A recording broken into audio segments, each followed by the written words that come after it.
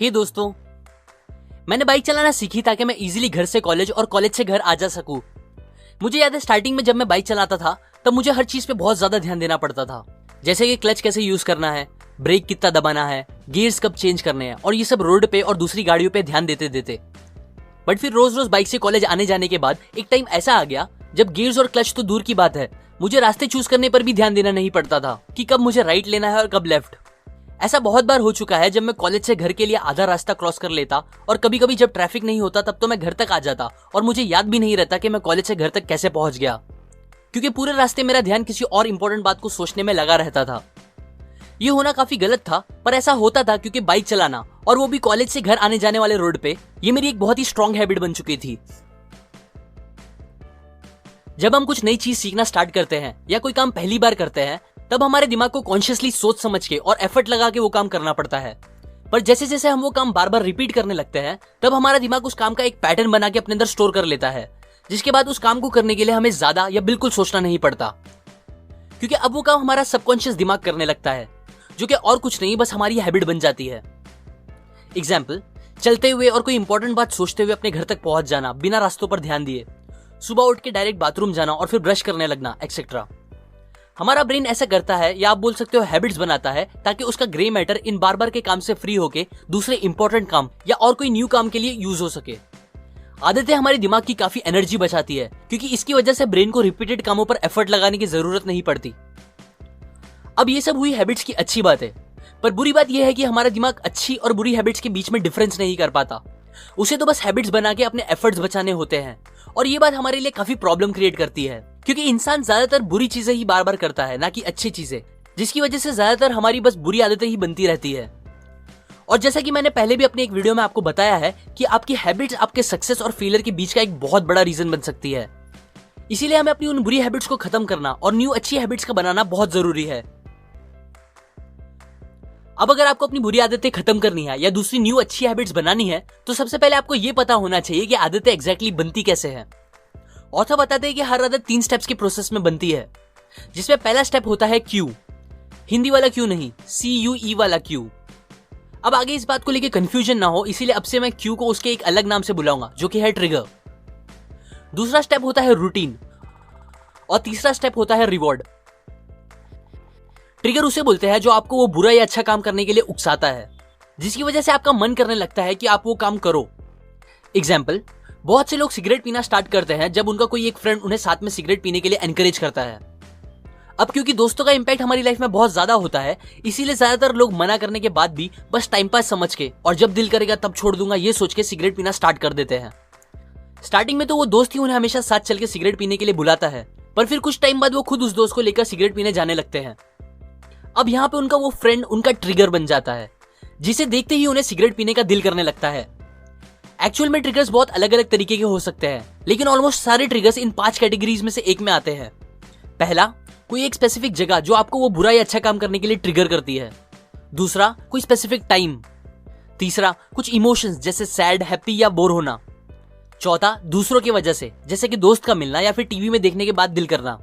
पांचवा, कोई एक एक्शन लेने के फौरन बाद, जैसे कि खाना खाने के फौरन बाद दिल करना। ट्रिगर मिलने के बाद लोग जो नेक्स्ट स्टेप पे जाते हैं उसे कहते हैं रूटीन।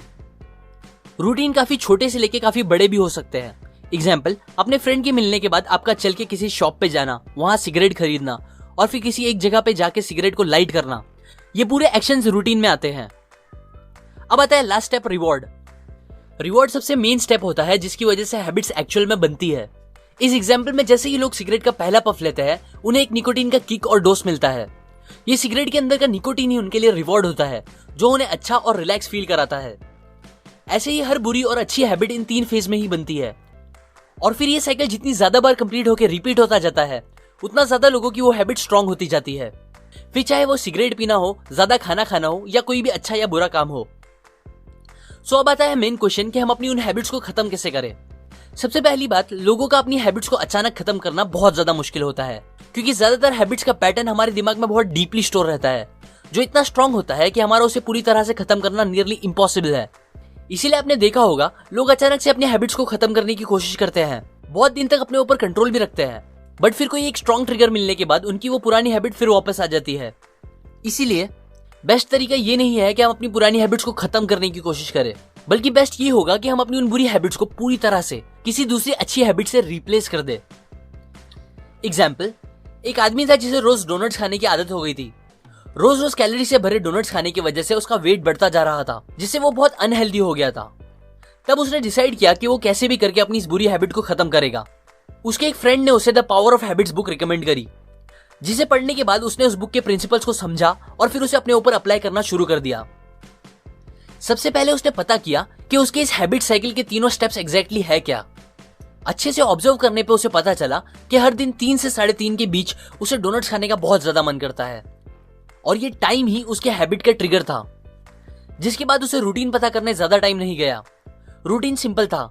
इस टाइम स्पेन के बाद उसे बोर होने लगता था और फिर वो एलिवेटर लेके ऑफिस की कैंटीन जाता, जहां वो डोनट्स खरीदता और फिर अपनी कलीग्स के साथ बात करते हुए उसे खाता। और फिर लास्ट में रिवॉर्ड सबसे सिंपल, उन डोनट्स को खाने का टेस्ट और मजा। ये प्रोसेस पता चलने के बाद उसने प्रिंसिपल का सेकंड और फाइनल स्टेप अप्लाई करना स्टार्ट किया। दूसरे दिन 3 से 3:30 के बीच जैसे ही उसे डोनट्स खाने का मन करने लगा, वो एलिवेटर से कैंटीन गया, बट फिर वहां उसने डोनट्स खरीदने के बजाय एक चॉकलेट खरीद ली। जिसके बाद फिर उसने अपने कलीग से बात करते करते उसे खाया और फिर वापस अपने काम पर चला गया। फिर नेक्स्ट डे उसी टाइम जब उसे फिर दिल किया तब वो कैंटीन गया, लेकिन इस बार उसने कुछ भी नहीं खरीदा और बस अपने दोस्तों से 15-20 मिनट बातें की और वापस आ गया। ये न्यू प्रोसेस उसने बहुत दिन तक फॉलो किया और ये करते टाइम उसने अपने ट्रिगर से लड़ने की कोशिश नहीं की, बल्कि उसने बस अपने रूटीन और रिवॉर्ड को एक दूसरे रूटीन और रिवॉर्ड से बदल दिया, जिसकी वजह से धीरे धीरे उसकी वो हैबिट खत्म हो गई। इसी तरह यही 2 स्टेप्स को फॉलो करके आप अपनी किसी भी हैबिट्स को खत्म कर सकते हो।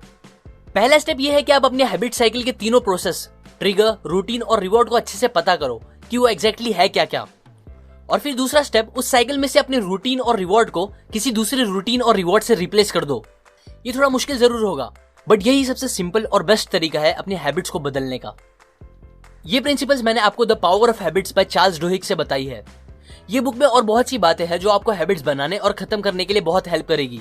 इस बुक से आप ये भी सीख सकते हो कि कैसे हैबिट्स का यूज बिजनेस में किया जा सकता है, अपने प्रोडक्ट को हिट कराने के लिए और अपनी कंपनी को वर्ल्ड क्लास बनाने के लिए। अगर आपको ये सारी बातें सीखनी है तो आप डिस्क्रिप्शन में दिए गए लिंक से जाके ये बुक खरीद सकते हो।